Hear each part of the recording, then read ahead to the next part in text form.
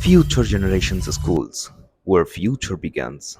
العرب في الاختراعات اللي اتقدمت من اول القرن الثاني الهجري ولحد الان احنا مستمرين بنهضتهم وعايشين على كل المحاولات اللي عملوها في مجال الطب ومجال الطيران ومجال الضوء، وكمان هنشوف صاحبة المئة اختراع ليلى عبد المنعم.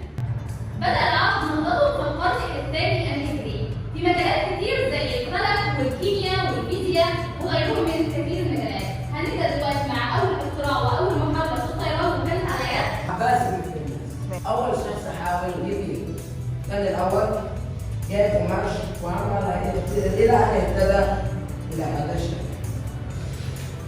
ده كان أول اختراع من عباس ابن فرناس. الزهراء بيقول لسينا، يا ترى ابن سينا عمل إيه؟ أول مقام في تشريح العلم. تمام.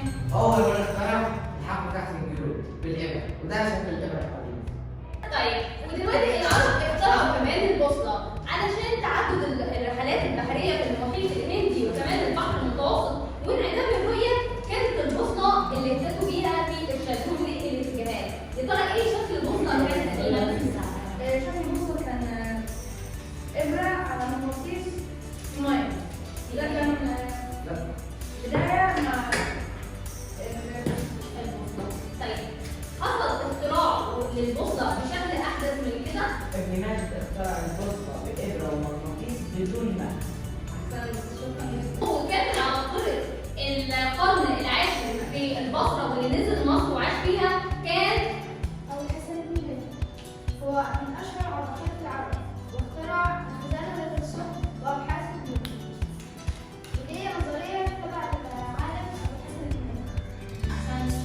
أول بيولوجي أثبت أن صوت الضوء يقاس بسرعة الصوت. أخيرا التي حصلت على وسام الاستحقاق في مجال الاختراعات الحديثة وهي